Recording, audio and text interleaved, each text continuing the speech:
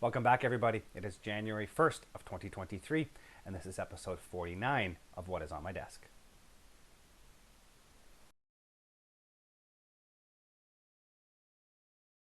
So here we are back for another one. It is the first video of 2023, a whole brand new year for me to not get as much done at the desk as I wanted.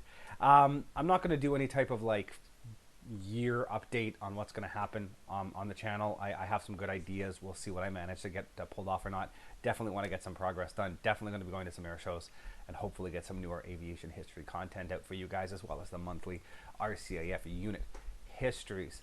But yeah, we're going to get into this brand new year with a brand new What is on My Desk update. And before we move over to the desk, my name is Sean, and this is Sean's Aviation.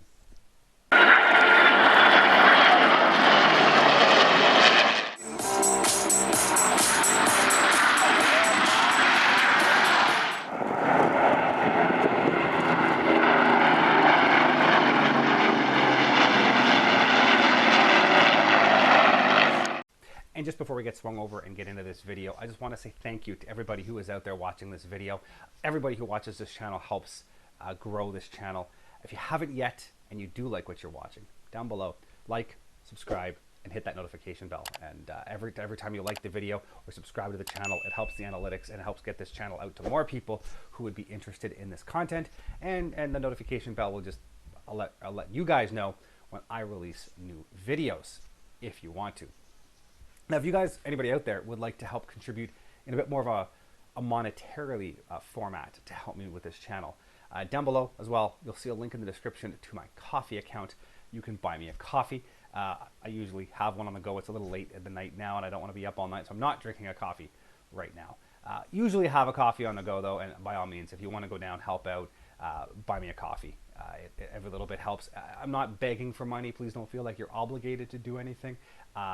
I just do this for the fun of it, and I like to bring you guys along for the ride so you get to see what I'm doing. But it always, every little bit helps. So if you're out there and you'd like to help out, by all means. Otherwise, thank you all for watching. Let's hop over. We'll take a look at what's going on at the desk.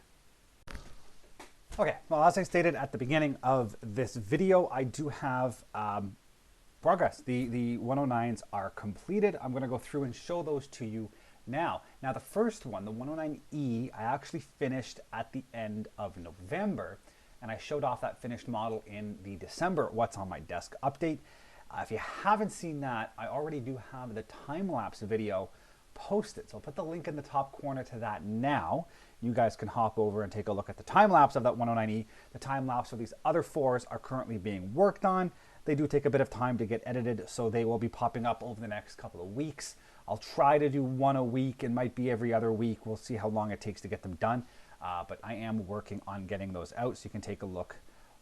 Keep an eye out, basically, and you'll see those coming out. So we'll go through these in the same order I've been going through them before. Apologies for the phone. I will silence that.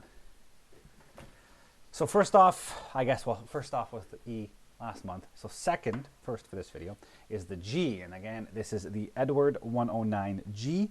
This was the Overtrees, which included just the plastic. The instructions, as I mentioned in the time-lapse video, which you haven't seen yet, but you will, didn't come with instructions, so I ended up using just the instructions off of the Edward website. I just used the PDF either on the computer or on my phone and walked through the instructions on how to build this. And then the decals I used were the Barracuda cals. And I still have the instructions kicking here, so I can tell you exactly what this is. This particular airframe is a Ford Staffel 4 of JG54 based in Russia in early 1944.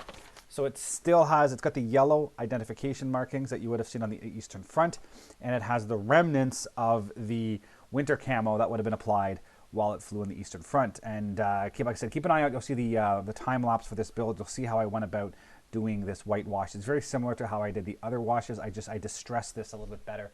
Well, not a little bit better, a little bit more than usual. Really gave it an interesting look. But yeah, overall, this kit went together extremely well. It's Edward. It's beautiful. It did not take much effort to build. If I could build Edward kits all day long, that's all I would do. It's a beautiful, beautiful kit. And it turned out looking really, really good. Next up, we have the Hobbycraft 148 Bouchon. This is the Casa built 109G that ended up having a Merlin engine installed because of a shortage of the Daimler-Benz engines that they would have had late in the year or later in the war. So this was a post-war build. I did it up in the original Spanish markings from the 1950s. This is actually the exact airframe that is currently held by the Canada Aviation and Space Museum here in Ottawa. I basically grew up seeing this aircraft in the museum, as it was the only, I'm going to use air quotes, 109 they had. Till about 1999, they acquired an actual 109G, but prior to, I think it was an F actually, it might be a 109F. Prior to that, this is the 109 that they had on display in the museum since the mid to late 80s. And, again, I did it up almost exactly as it is in the museum, and I spent many, many years wandering around and looking at this aircraft in the Aviation Museum. So it's pretty cool to have an actual model of it. Now, it's not done up exactly as it is. I know I just said that. It's not done up exactly as it is in the Aviation Museum. It's actually done up as it would have been flown in service. It has the rockets mounted under the wings, and I've weathered it up as if it was actually being flown, in service using, some gunnery training or whatnot. But a bit of a challenge to build. It is hobbycraft. I built it specifically with the wheels up and the canopy closed just to hide a lot of the weaknesses in the kit, as there's not a lot of detail to this thing. So did the best I could. It looks pretty good. The next I did was the Hobbycraft 148 scale Via S199, which is again a post-war variant of the 109. This particular variant was built by the Czechoslovakian Avia, a Czech company. And again, they built the 109G under license. And in the post-war years, they ran out of Daimler-Benz engines, just like they did with the Casa birds, except instead of using a Merlin, Avia had access to the Jumo, which is the engine that was installed in the HE111. And so they actually mounted that engine and the entire cowling. So everything up here is straight off of an HE111. They just did a little bit of modification to make it fit the contours of the 190 fuselage, and they went ahead with that. So they were basically only flown by the Czechs and the Israelis. It was one of the first aircraft that the fledgling Israeli Air Force got in 1946 or 47. They bought a number of these and used them against a lot of the other countries that around them who did not want them to be a country. So it was one of the earliest fighter aircraft they had, very unliked by the Israeli pilots. Apparently the Jumo engine was not really set up for a fighter. It had these big, wide paddle blade props, which were great for bombers and high altitude flying and long distance cruise, not so good for a fighter. So they very quickly abandoned these and moved on to something else. But I wanted to have the whole ME-109 family, so that was a nice addition. Similar to the Casa, iffy build. It had its issues. It's going to look good on the shelf, but you definitely need to have a little bit of effort and skill to make that come out looking okay. Now, finally is my what if, and it is the 109N, and I call it that for naval. I mentioned a few times. I'm pretty sure the Germans would have used a different name, like the K or something for Kriegsmarine or whatnot. But anyways, this is my interpretation of what would have been flying off of the aircraft carrier if the Graf Zeppelin was complete. Now, the Graf Zeppelin was their attempt at an aircraft carrier, didn't go anywhere, it never got completed. But my theory, my story is that they got the aircraft complete or nearly complete, and they needed a naval fighter, and this was a navalized version of a 109 that were rebuilt using older E-model airframes, as all of the G's and the F's and everything needed to be used on the front lines. They modified the E's into like a prototype Navy fighter, and they used them as a proof of concept. And when the aircraft carrier wasn't completed, these were ended up used up in the Norwegian area as some fighter defense. So I took a standard. This is the Tamiya E model, the Battle of Britain version. I built it many, many years ago. It had its issues. I stripped it down. I actually started this conversion a few years ago. Again, got a little bit outside of my comfort zone, put it away, and I pulled it out and completed it.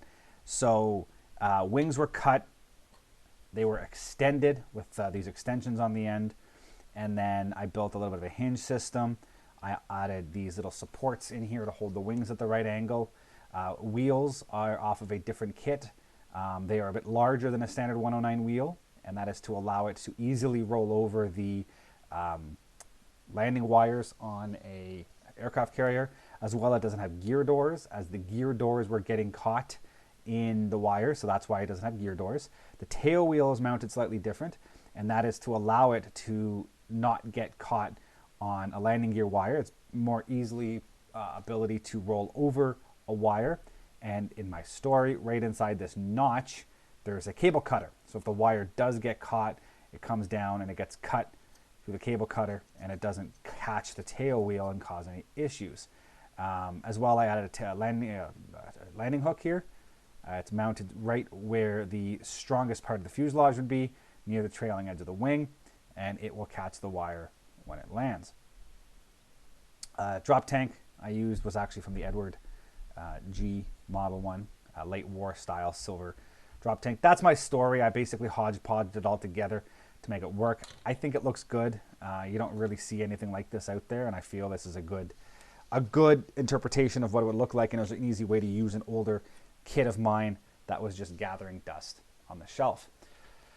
So those are the completed 109s. As I said, I'll have the time lapse for all those 4 coming out soon. I do have my other 4 kits I will be starting. I don't know how much progress I will get. This is still early in December when I'm filming this part right now. I have, as I said, the time lapse to work on. I still have my history of standby. Apologies for the interruption. My kids needed help. Anyways, so yeah, I'm filming this in the beginning of December, and I have quite a bit to do. I got the time lapse I got to work on. I got to work on the 415 history video and get that out by the 15th of the month.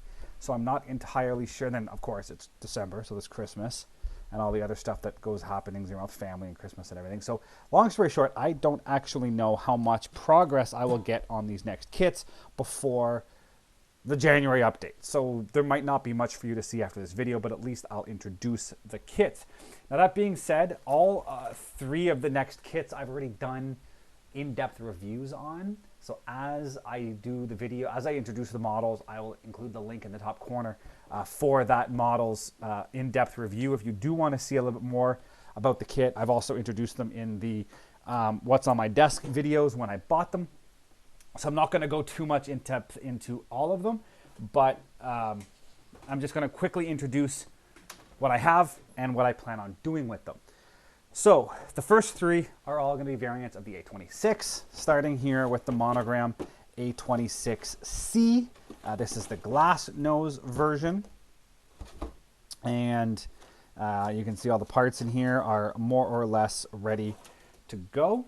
And the glass nose version I plan on using the kit decals for, and I will be doing it up as, I got to double check which one it is. I believe it's Dream Girl. I believe it's the one that's painted on the box art. It's the one that's in the U.S. Air Force Museum in Dayton, Ohio. Excuse me for a second. Excuse me. So I plan on building it up like that in the semi-gloss black, glass nose, with the same decals as the airframe that is in the U.S. Air Force Museum in Dayton, Ohio. And there's a reason why I'm doing that. I want to kind of do each aircraft slightly different, just to show all the different variants as well as all the different, more or less, paint schemes worn by the A26s. So the other one I'm doing is the A26B, the Revell kit, which for the most part is the same plastic as the glass nose kit. It just comes with the early style solid nose with the offset guns, where there's 4 on one side and 2 on the other. And this particular one, I will be using some aftermarket decals, some Kits World decals. I'll be doing it up in a bare metal scheme, and I'm probably going to be doing this, well, it has to be because that's a glass nose one. So I'm doing this one here, Maggie's Drawers. So that's the aircraft I'm doing this one up in. So I'll have one from the Vietnam War in gloss black. I'll have one from World War II in a bare metal scheme. I have to double check what units these were. This is based in France in the spring of 1945. So World War II gun nose in metal, the gloss black, a glass nose, which will be from the Korean War, And then the final variant I'll be building is the ICM Counter Invader from Vietnam. And I'll be building this one out of the box using the kit decals. And then I'll have the Vietnam era from the Vietnam War. Not quite sure on what aircraft I'm going to be doing yet. Special K is included. It's the Warbird currently flying in the U.S. I shouldn't say currently. It had a landing gear issue recently, so it's got to go into repairs. But anyways, that's the Warbird scheme and not an official scheme. I'm probably going to do one up as an official scheme from World War II. I just don't quite know which one I'm doing yet. But I think it'd be a nice progression to have a gloss black, which I'll probably mount on a stand with the bomb doors open and the wheels up. Then a silver version with the wheels down and the bomb bay door closed. And then this version with the wheels down and everything possibly opened up. I think it's just a nice variation in the different schemes. So that's what I plan on doing with the 3 A26s. And as I mentioned, unless I completely forgot during editing, the link should be up above to an in-depth review of all of these kits, so you'll get a good look at them. And as a fourth kit, completely different from everything else, I will be doing the new Airfix Spitfire Mark 14 civilian scheme. And the reason I'm doing this is I want to take this to work. I'm doing it up in the Canadian markings from post-war, the Imperial Oil Racer 80. It's going to be done up in Alclad, similar to the A26, so I can paint the two of them at the same time and share my resources. And this is I'm going to end up taking them to my work and putting on display at my work. So I feel like it's just an easy one I can throw in. It's going to look really cool on my shelf. I haven't done an in-depth model review on this one yet, so I will be doing one before I start this construction sequence. And this should be going up in the next couple of weeks, a nice in-depth look at this kit. I did introduce this a few months ago when I bought it. I just recently got it, and I did introduce it in the What's on My Desk intro. I can't remember what month it was. It wasn't too in depth, but I will be doing a full-blown kit review on this soon, and you guys will get a good view and look on this kit and how it goes together. So that's where we stand. You've seen the 109s. You've seen the next 4 kits that I'm going to be bringing into the rounds to see what I'm doing next. That being said, the next thing you guys are going to see is whatever progress I have made on those kits. So let's take a look at that. Okay, time to take a quick look at a few new, not very kits, aftermarket, I guess you could say. So a little while ago, Res Kit was having a bit of a promotion on their site where a certain percentage of sales was going to go help, the Ukraine conflict. So I thought, you know what, let's take a quick look, see what they have, see if there's anything that can apply to what I'm building. And there were 2 items that stood out to me. So first I'm going to show you the resin. It's actually, from what I can understand, or from what it looks, it's 3D printed resin, which is a relatively new technology. It's really cool. It's the exhaust nozzles for the F-105 Thunder Chief, specifically the monogram kit. I have built a G in the past. I have an F, the 2-seater F in the stash, and I plan to build it up. And I wanted to give it a little bit more detail. The kit exhausts are a little funky. You can actually only build them in this format here, where the top 3 pedals are closed and the lower pedal is open like an air brake. And I wanted to build it so you could really see into the exhaust. So the kit itself comes relatively well packaged. Nice foam insert on the top and bottom to protect the parts. And the instructions, simple, but they do work quite well. It shows you, what parts come in the kit, how to remove, what areas you remove with a saw, and then a little bit of the build-up for the kit.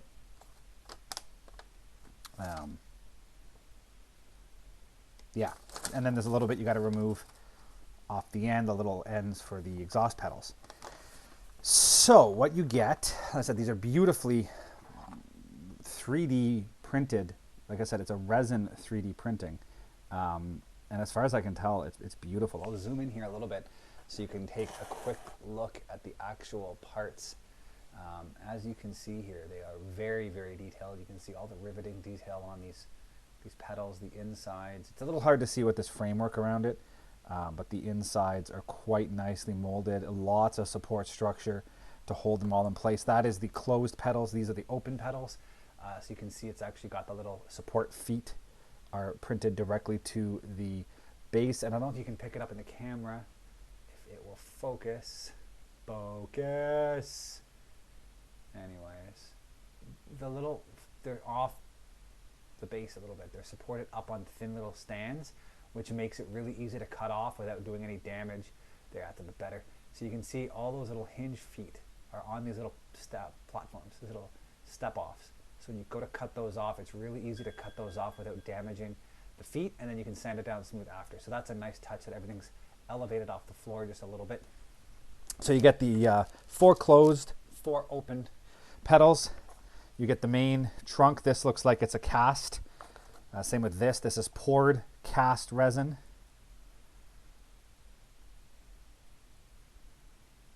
Yeah, and this fits on the end. And then there's another piece here, which is printed. And it all fits together. Again, beautiful detail on the inside of that.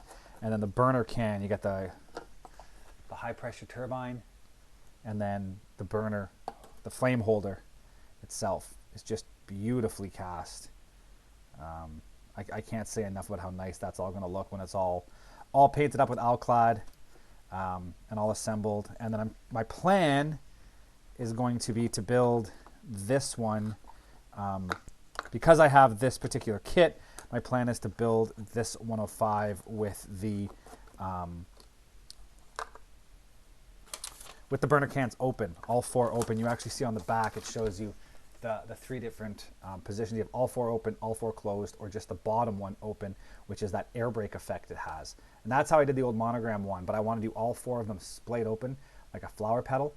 And you'll be able to see inside and see all the detail that this thing has. It's just unbelievable how much detail is included in this kit. I'm very impressed. So it's going to be very, very cool to build. Relatively simple, to be honest. There's not much to it, just a couple of 3D printed parts and some cast resin. But that 3D printing, it makes it very easy because you don't get mist pours, you don't get mold issues, the molds never wear out.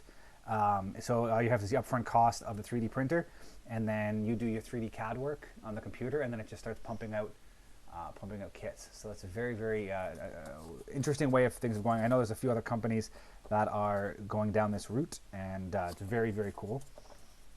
So looking forward to using that.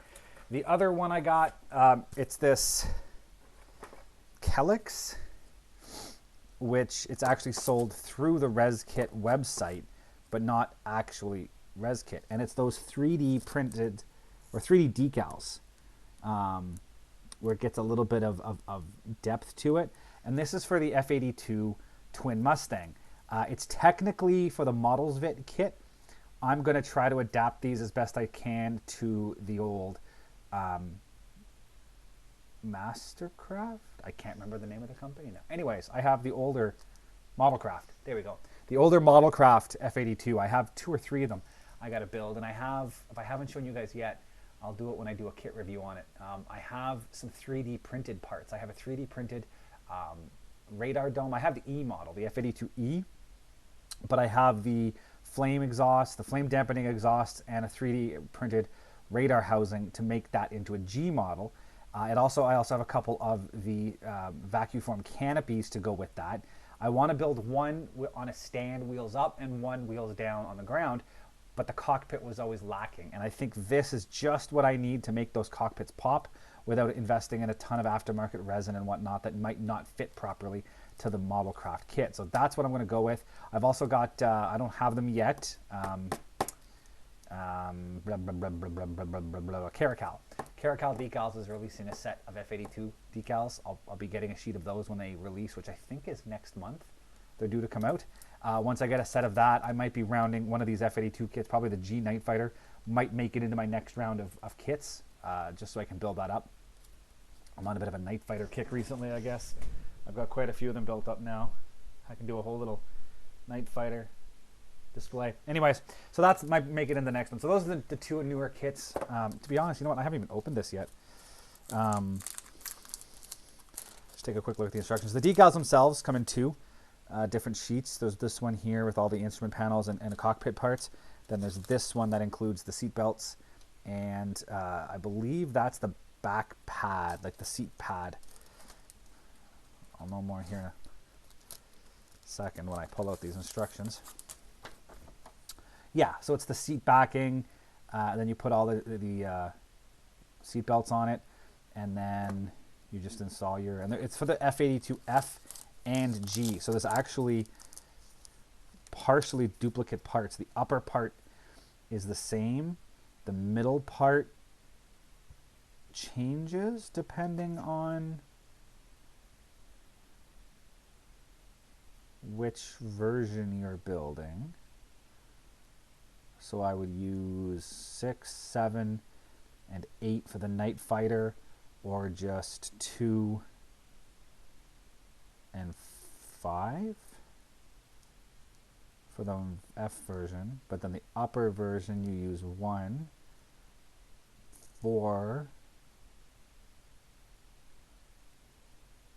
12. On the other side you use 1, 10, and 12. That's interesting. There's enough decals here. You could do 2. You could do 1 as an F and 1 as a G. So there's enough for 2 kits in here. Wow. You don't get enough seatbelts, but you get enough instrument panels because you only need number 1 for the front cockpit, and you get 2 of them.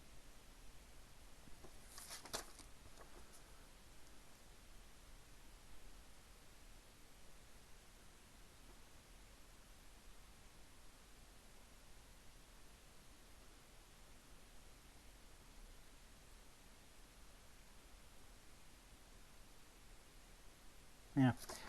You don't get enough side panel decals. I'm actually just doing the research as I'm talking because I haven't done it, but you get enough instrument panel decals to reuse. So I could use what's left over on this on my other F82, at least to get the instrument panels looking good for what that's worth, because you won't see much of the canopies. But anyways, always interesting. I did the test. I don't even know where the part is now. I got one as a test a few years ago, and Kits World, I believe, sent me one. It turned out to be a 1/32 scale P51 instrument panel as a test. And I tried it. It actually went down really nice. It looked really cool. I just stuck it on a piece of blank plastic because I didn't have a 1/32 scale instrument panel to test it on. It's kicking around here somewhere.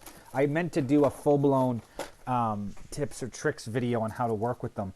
I never got around to it. If I ever end up, when I do this, I might make one now that I'm actually going to be using them.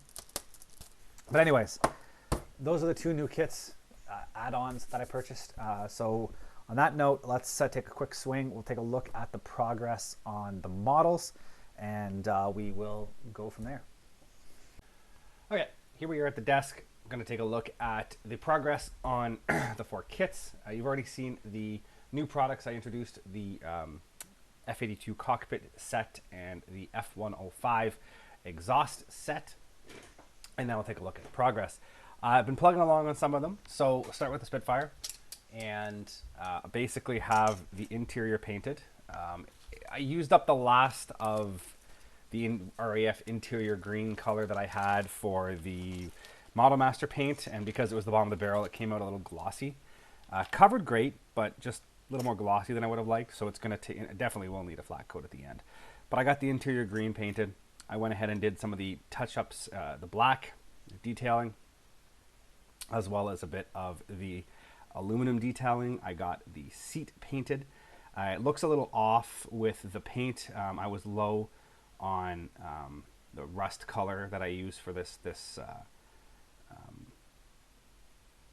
I guess right, leather. It's the leather color I use for the seat, but it was near the end of its life, so it didn't quite go down as well as I would have liked. But that being said, it still looks okay, and it will look good when it's all assembled. Once I get a black wash and stuff on that, it'll definitely look good. Side panels are over here. They are also painted up, and basically at this point, everything with the Spitfire is just ready for a black wash and a dry brush. And then I can start the assembly process of the cockpit, get these fuselage halves glued together, and move right along. The Spitfire shouldn't take long. Being a new tooled kit, it should go together quite easily. Spitfires also aren't, there's not a lot to them. And especially with the way I'm building it, it should not take long for me to get this basically ready to go for final paint. That being said, as I have mentioned before, I probably haven't, well, maybe I didn't mention it in the kit intros. I can't remember now. This particular kit is going to be built with Alclad. So it's going to take a bit of work to get the fuselage ready to go for that. But that is the Spitfire. Moving on to the A26s, we'll start with the A26C, the glass nose version. It is the Revell, or monogram, I should say, the original monogram released from 1993. I've got a bit of work done. Engine cowls are glued together. I'm building this one wheels up. So I've got the doors glued on. I did the trick with the super glue and the baking soda. First time I've ever used that. Get a bit of extra strength on these doors. There's not a lot holding them in place. So that super glue and baking soda really gave it some extra strength. I will need a little bit of just a quick hit of primer just to kind of take a look at it. It is going to need a little bit of putty just in a couple of these spots just to fill in some of the low spots. I don't want to putty everything. I still want to be able to see the lines around the door. So it's just going to be strategic puttying just to fill in the worst of the gaps. And then hit that with a bit of sandpaper and it should look good. So that's that. Fuselage, I have painted interior green. I'm using the Vallejo interior green for the first time. It's a little bit more lime green than I'm used to. I tend to mix my own with just oil-based zinc chromate, the Testors zinc chromate little bottles, and black paint. I'm running low on that. And they don't make a zinc chromate in the Model Air line, but they do make an American interior green. So that's what I went with for this.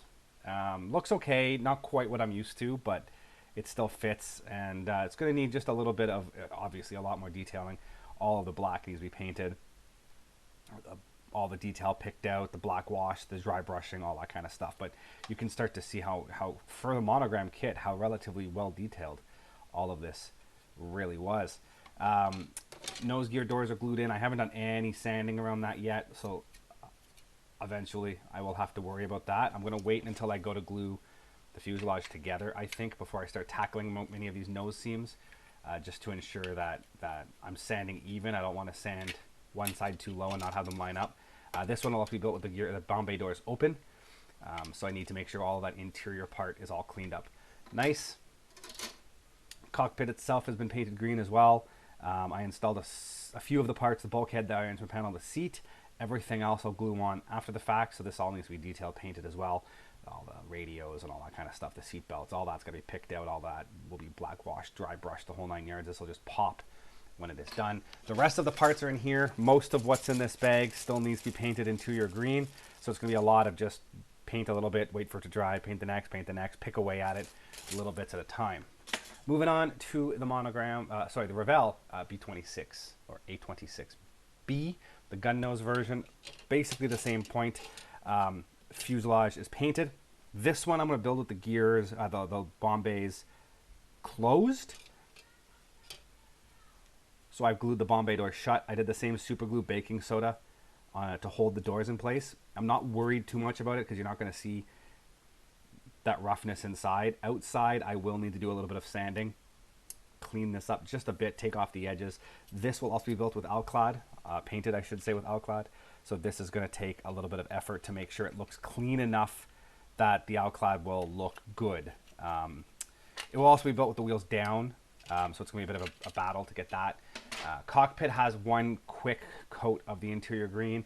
It needs more. The airbrush ran dry and I didn't have much time to keep painting that day, so I just stopped. But I got to go through and do a second coat, get up inside the wheel wells and all that kind of stuff. And the nacelles are glued together. I've done a bit of puttying and sanding on the seams. It just needs a coat of paint. The rest of the cockpit parts still in the bag. Haven't even started painting those yet. Moving on to the final, the ICM A26 or B26K, the counter invader from Vietnam. I've got the fuselage halves cut out. I've glued the nose gear sections in. They need to be painted interior green. So I've got those in place So I can paint the green like that, and then it's gonna have to be masked, and then the rest of the interior will be painted black. So I'll have to figure out how I split that and get that nice demarcation line down the line. But I'm just getting ready to paint the interior green color. So that's that. This is the cockpit floor.